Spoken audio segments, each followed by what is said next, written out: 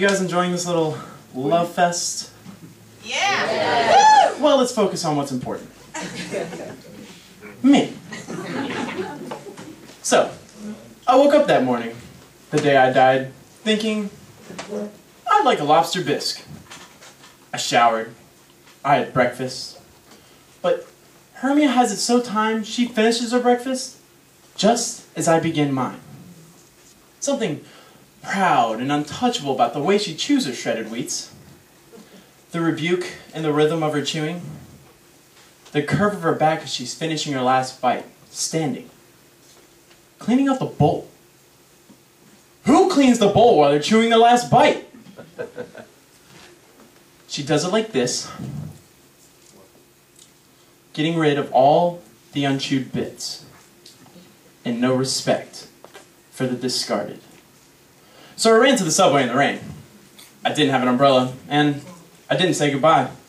I thought about going back for an umbrella and giving Hermia an old-fashioned kiss on the cheek that would soften her face, but I remember the curve of her implacable back.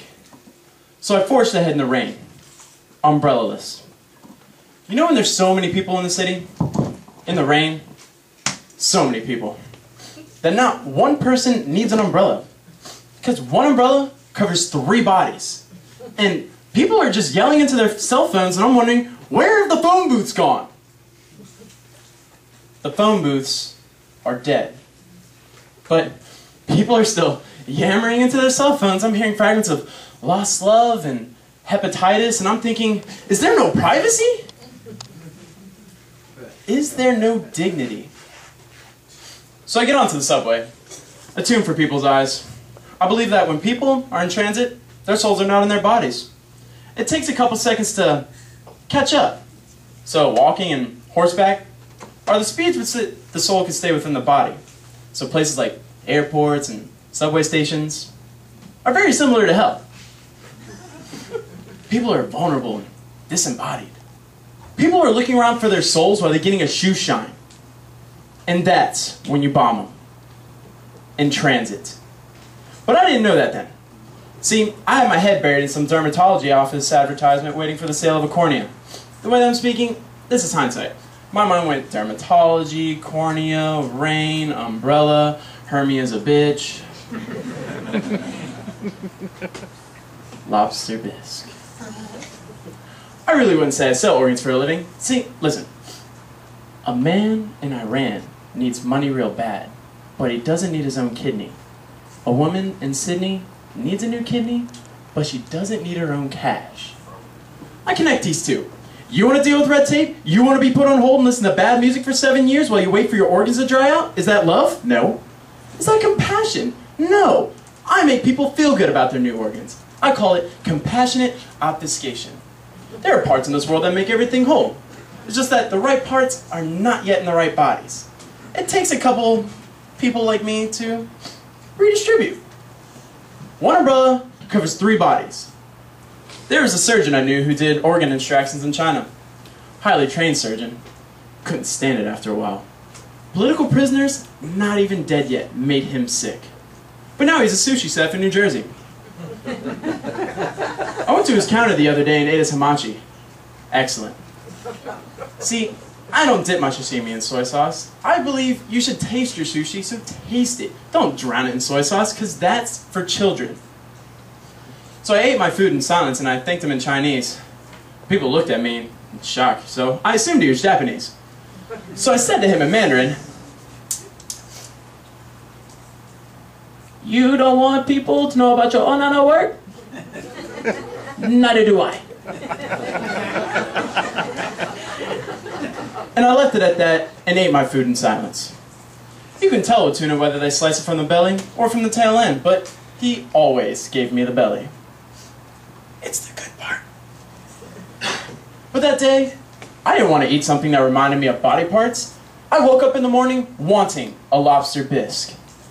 So I went to the cafe, that place I always go. And there's this familiar guy behind the counter. A giant. With huge knuckles. So I said to the giant, "I'll have the lobster bisque." And the giant said to me, "Sorry, we're out." As though it was a casual thing to be out of lobster bits the day I was going to die. As though I could come back the following week. As though it was a friendly, careless matter. Sorry, we're out. So I said to the giant, "Did you have any 10 minutes ago?" The giant said, "Well, yes." So I said to him, "Is there anyone at the restaurant currently eating a lobster bisque?" And the giant said, "Well, yes." "Who?" And he points to this woman in the corner. Palish, sort of nondescript. So I said to the giant, "I'll purchase her a bowl of soup." "What?" So I take out my wallet and I pull out 100. And then I see it. She's tilting the bowl back, taking the last bite. I see it go into her mouth in slow motion.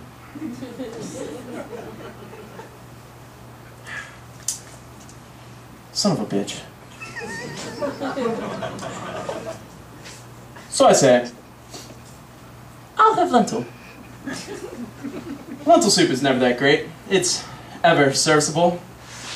It's something brown, something mushy with hot carrots.